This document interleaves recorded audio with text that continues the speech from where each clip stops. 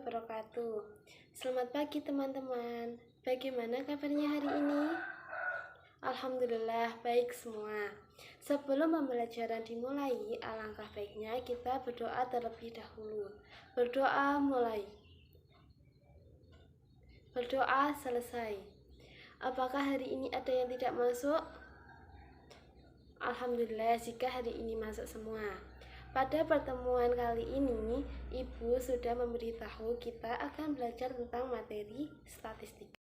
Sebelum masuk ke materi, Ibu akan membacakan kompetensi dasar apa yang harus kita capai dalam materi statistika ini. Yang pertama, 3.4 yaitu memahami arti rata-rata atau mean, media, dan modus dari sekumpulan data. Yang kedua, 4.4 menghitung rata-rata atau mean, median, dan modus dari sekumpulan data dalam permasalahan sehari-hari.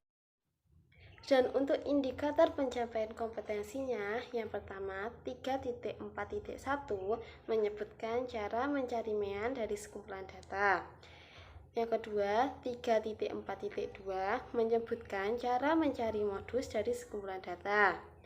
3.4.3 menyebutkan cara mencari median dari sekumpulan data. Untuk 4.4.1 menghitung mean dari sekumpulan data. 4.4.2 menyelesaikan masalah yang terkait dengan mean.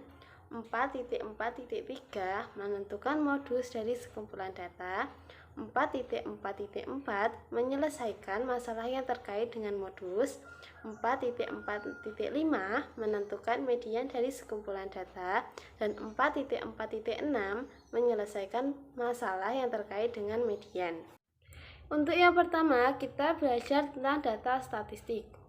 Mungkin teman-teman semua ada yang tahu apa sih statistika itu, apa statistik, apa data, dan cara mengumpulkan data itu sendiri? Mungkin belum ya? Oke, Ibu akan menjelaskan. Statistika adalah ilmu tentang cara mengumpulkan, menyusun, menggolongkan, menganalisa, dan mencari keterangan yang berasal dari data yang berupa angka. Sedangkan statistik adalah data yang diperoleh menggunakan statistika. Untuk data itu sendiri mempunyai arti, yaitu seluruh keterangan, informasi, atau fakta yang diperoleh dari suatu pengamatan. Nah, untuk cara mengumpulkan data itu ada dua cara, yaitu dengan cara kualitatif dan cara kuantitatif. Untuk yang pertama yaitu data kualitatif dikumpulkan dengan cara pengamatan langsung, angket, wawancara, ataupun eksperimen. Untuk yang kedua yaitu data kuantitatif dapat dikumpulkan dengan cara mencacah, mengukur, ataupun mencatat data menggunakan tool. Yang kedua yaitu pengolahan data. Yang pertama yaitu rata-rata atau mean. Rumus rata-rata itu sendiri yaitu jumlah semua nilai data dibagi jumlah data. Seperti tabel di belakang Ibu ini, jumlah semua nilai datanya yaitu 80. Dibagi jumlah datanya, jadi jumlah datanya itu ada 10. Maka rata-rata nilainya yaitu 8.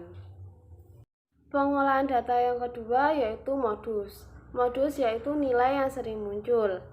Pada tabel 2 tadi, yang mendapatkan nilai 7 ada 3, yang mendapatkan nilai 8 ada 4, dan mendapatkan nilai 9 ada 3. Jadi nilai yang sering muncul yaitu 8.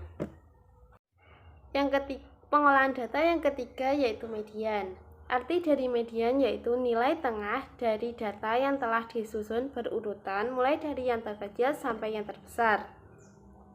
Rumus median itu sendiri ada dua, median untuk jumlah data ganjil dan median untuk jumlah data genap. Sedangkan simbol untuk, mungkin teman-teman semua bingung dengan arti simbol.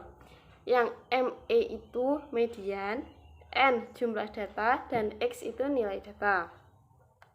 Ibu mempunyai soal yaitu berupa data 7, 6, 5, 5, 7, 8, 7, 8, 7, 9, dan 5.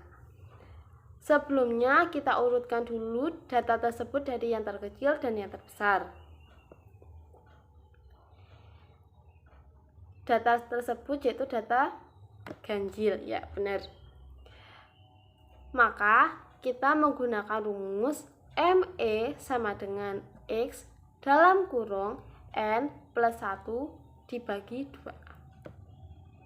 Maka ketemu hasilnya yaitu X sama dengan 6. Apakah ada yang mau ditanyakan? Kalau ada silahkan. Kalau belum ada, Ibu akan melanjut materi tentang cara penyajian data. Baik, belum? Belum, oke. Yang ketiga yaitu cara penyajian data. Hayo, apa tadi? Ya, yang pertama yaitu tabel. Tabel adalah cara penyajian data yang sering digunakan. Contohnya yang telah Ibu gambarkan di papan tulis ini. Cara penyajian data yang kedua yaitu diagram batang. Diagram batang menyajikan data dalam bentuk batang panjang. Contohnya seperti yang Ibu gambarkan di belakang ini. Yang ketiga yaitu diagram garis. Diagram garis umumnya digunakan untuk menyajikan data yang diperoleh dari waktu ke waktu dalam jangka waktu tertentu. Contohnya diagram garis produksi gula dari tahun 2007 sampai 2012. Yang keempat yaitu diagram lingkaran. Diagram lingkaran mengubah data menjadi bentuk sudut atau persen. Total sudut dalam lingkaran, hayo berapa? Ada yang tahu? Ya, benar. 360 derajat. Dan total persennya berapa? Ya, 100%. Contohnya, lingkaran kegiatan yang diikuti oleh 180 siswa. Untuk materi kali ini ada yang mau ditanyakan? Baik, jika tidak, Ibu akan memberikan soal pada halaman 186 pada nomor 1 sampai nomor 8. Silakan dikerjakan terlebih dahulu. Jika ada yang tidak mengerti atau kurang paham bisa ditanyakan ke Ibu. Karena waktunya sudah habis pada mata pelajaran Ibu dan mungkin teman-teman semua juga belum selesai untuk mengerjakannya, itu untuk tugas di rumah ya.